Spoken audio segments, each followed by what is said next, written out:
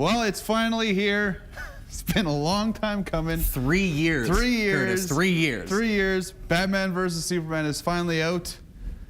And I can see how it's made a few people upset. I really did. I wanted to, like, I was reading the reviews and people were like, oh, dogging on it. I'm like, I'm going to go in with an open mind. Yeah. I'm not too worried about it yet. But some of the things that they mentioned did bother me. I did the exact same thing. I went into the movie and even I had a little talk with myself while the previews were going, saying to myself, it's like, okay, coming in here with no expectations. I read all the reviews, so I kind of didn't want to be biased going in, expecting it to be bad. And I think that helped me because going in, I actually enjoyed the movie. And like you said, I can understand why people aren't going to on some cases, but it's definitely like Man of Steel, going to be a 50-50 split. Yeah, that's exactly right. Some of the, like, the casting of these characters, I thought it was bang on the money. Oh, like, very well done. I was behind Ben Affleck right from the beginning, and he did an Batman. awesome job. He did such a good job. Henry Cavill as Superman, he's awesome. Gal Gadot, I don't know. Either tomato, potato. She's Wonder Woman. You get to see her in this movie.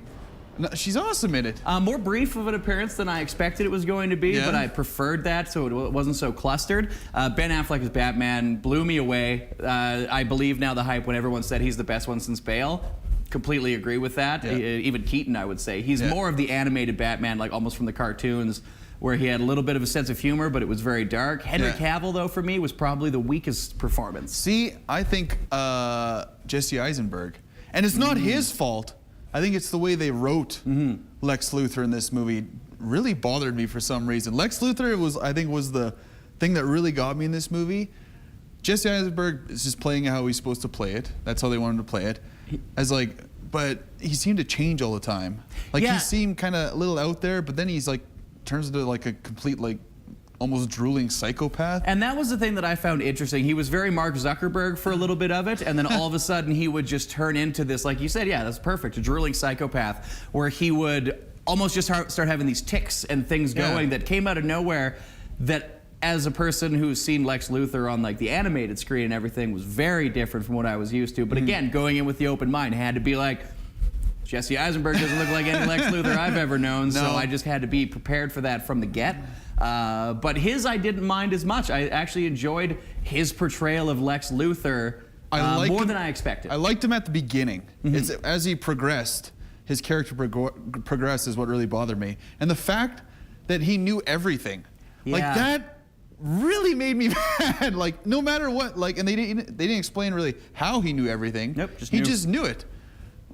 And to me, I'm like, well, how does that add to the story if your focus is supposed to be Batman versus Superman? All of a sudden, all this stuff gets thrown at you, and Lex Luthor's just like, just because I knew the whole time, and I'm not going to tell you why. I also found, talking with my brother and my fiance on the way home, this actually opened my eyes to maybe why a lot of people might not like this movie. Batman versus Superman: Dawn of Justice assumes you know a lot about the DC universe. They do. They assume you know who certain characters are or what the multiverse is and things like that, where if you're just my mom going to see a Batman movie because why not, I want to see it and everybody's talking about it, you're not going to understand, well, what's a multiverse? Why is this happening? Who's this guy? What's this person popping up in a dream sequence who we've never met and we get no reasoning behind? Who are you? Us as comic book nerds are sitting back going, oh, I know what's going on I know here. what's going on or where they're going to go with it. But some schmo off the street is not going to understand that, and I can see why that's going to alter your opinion to be like, it's edited weird, it doesn't make any sense, and the pacing is wrong. Technically, it was paced and edited very well, but if you don't know anything about comic books, you're going to be one confused puppy for 2 hours and 31 minutes. Yeah. One of the other things that irked me was right from the beginning they show why Batman does not like Superman. It flashes back to Bruce Wayne's point of view of Man of Steel when he's destroying Metropolis. Buildings are collapsing, people are dying. What bugged me? That's right there in the background. Granted, that was terrific. That is a lovely reason to hate Superman. That's absolutely spot on.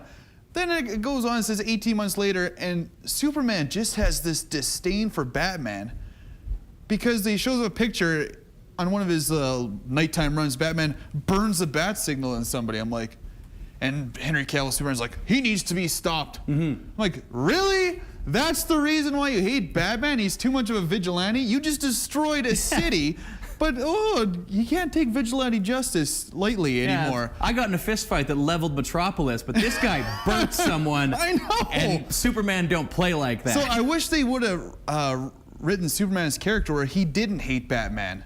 He was just being Superman, trying to be good.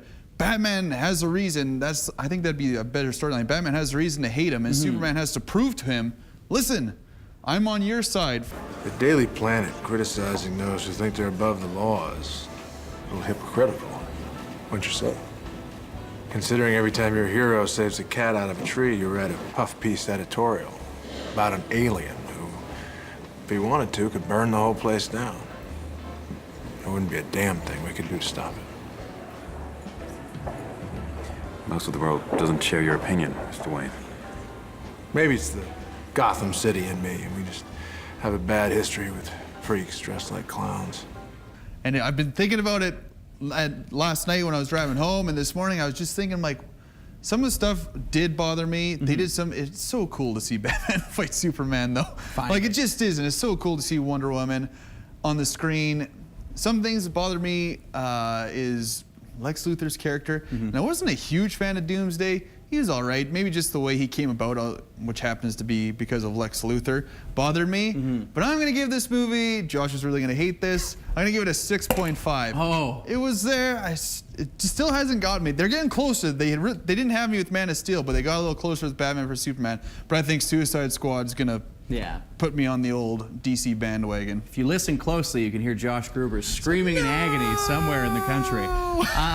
Me on the completely other end, I was very impressed. I was, like I said, going in trying to throw everything I've heard on the internet and going with my own clear thought process. Lex Luthor surprised me in that if I didn't try to compare him to the Lex I grew up with, it's a new story, it's a new world, it's a movie universe, not comics, so I could accept it. Enjoyed his character. Henry Cavill brought it down a little bit for me. He was a little too monotone and a little empty, dead-eyed for me. Bruce Wayne, Ben Affleck, was the best part of the movie, hands down. The action was incredible. The story and the foreshadowing, like, I'm not going to say who it is, but I know what the Justice League villain's going to be, and you should as well. But if you don't know anything about DC Comics, you're going to be very confused going into this. If you've never watched a DC cartoon, you're going to be very confused going into this. But as for me, because I am a fan of all of those things, and I've watched all the animated features, and I love this movie, I'm going to give it an 8.5. 8.5.